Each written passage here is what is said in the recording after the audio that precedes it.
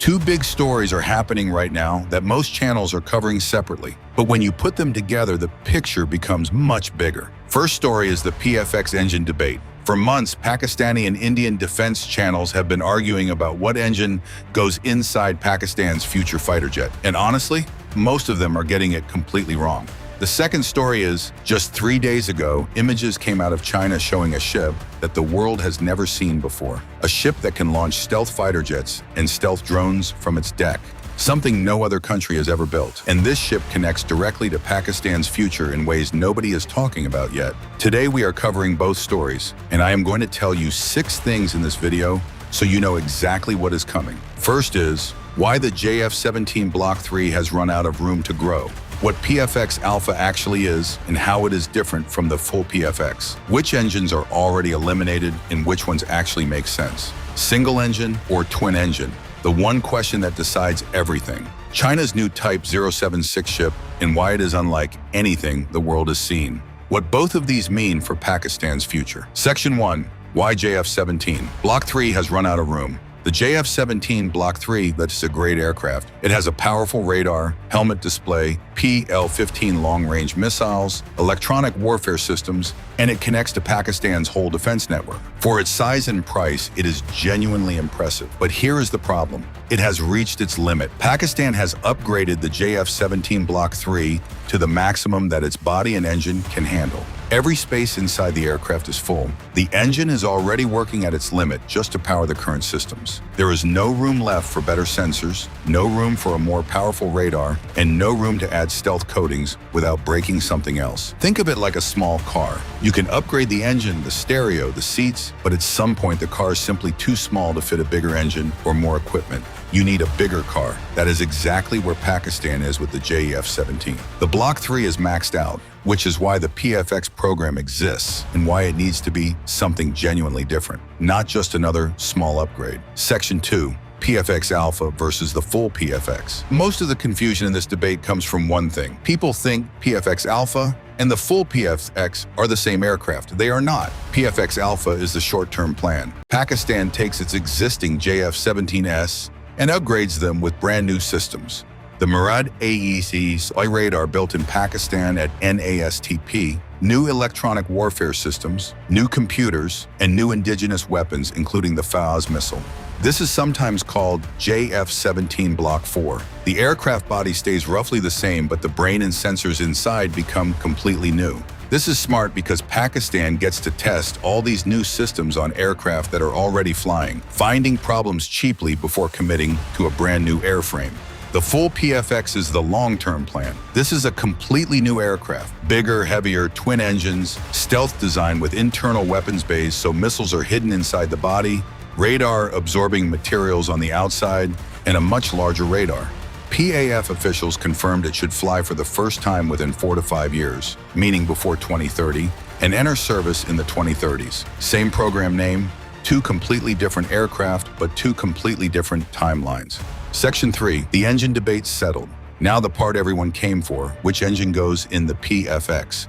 Let me go through each one quickly. The RD-93 and WS-13, forget about them completely for the full PFX. Both are small, lightweight engines built for small, lightweight jets like the current JF-17. They simply do not have enough power for a bigger, heavier stealth aircraft. This is not even a debate among serious analysts. These engines are out. The WS-10C, now we are talking. This is the engine China uses on the J-10C. Pakistan already operates the J-10C, and the WS-10C is a stealth-optimized version with a special exhaust design that reduces heat signature. If the full PFX Alpha ends up being a single-engine aircraft, the WS-10C is the most logical choice. Pakistan already knows this engine family from the J-10C, which makes maintenance and spare parts much easier. The WS-19 and WS-21, these are the most advanced options and directly relevant to the full twin-engine PFX. The WS-21 already powers China's J-35,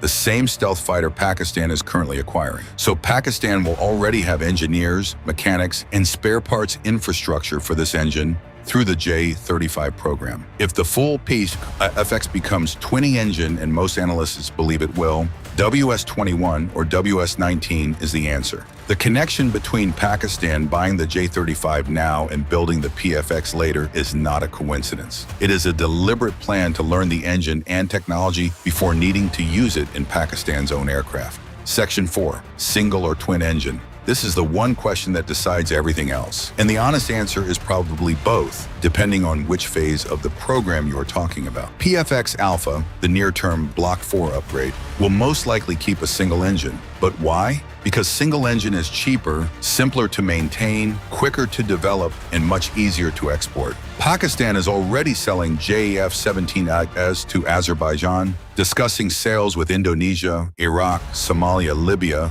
and a single-engine medium fighter is far more affordable for those customers than a twin-engine one. The full long-term PFX stealth aircraft, the one with internal weapons bays and full stealth coating, will most likely be twin-engine. Here is why. Stealth coatings are heavy, internal weapons bays add weight. A larger, more powerful Raider needs more electricity.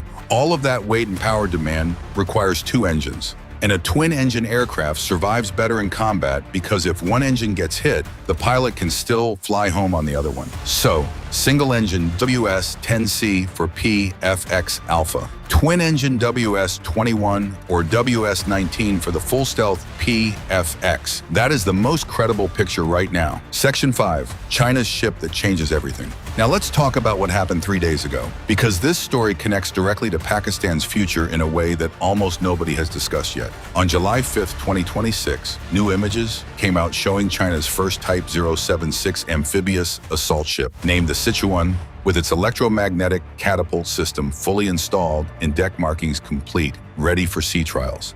Now, what is an amphibious assault ship? Simply put, it is a ship that carries soldiers, tanks, and armored vehicles and drops them onto an enemy coastline from the sea. Every country that has these ships, America, France, Japan, Turkey, can only launch helicopters from their decks. Turkey can also launch Bayraktar drones. America's ships can launch F-35B jets that take off vertically, but no ship in the world has ever had a full electromagnetic catapult to launch regular fighter jets, until the Sichuan. The Sichuan has EMALS, Electromagnetic Aircraft Launch System, the same technology used on America's most advanced aircraft carriers, but now fitted on an amphibious assault ship for the first time ever. This means the Sichuan can potentially launch J-35 stealth fighters and GJ-11 stealth drones from its deck, while also carrying and deploying soldiers, tanks, and armored vehicles from the same ship. The numbers make this even more impressive. The Sichuan weighs over 40,000 tons, roughly half the weight of a full aircraft carrier. It needs a crew of only 1,100 to 1,500 people, compared to 4,000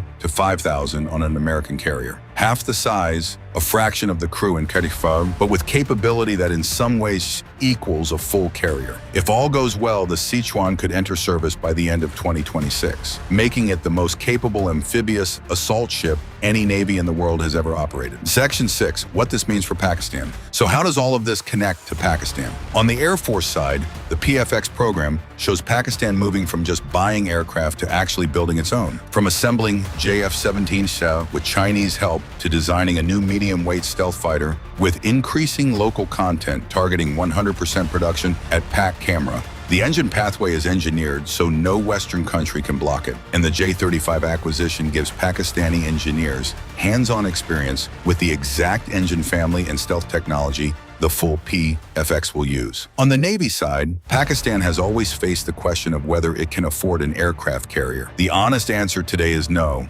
Pakistan's naval doctrine is about denying enemies access to Pakistani waters, not projecting power far out to sea. A full carrier does not fit that doctrine or that budget, but the Type 076 changes what is possible in the future. A platform half the size of a carrier, a fraction of the crew, but with stealth fighter and drone capability. This is something that could eventually make sense for Pakistan's Navy as the country's budget and strategic reach grows over the next 10 to 15 years. And both stories point to the same conclusion. China's defense industry keeps providing Pakistan with options that no Western partner ever would.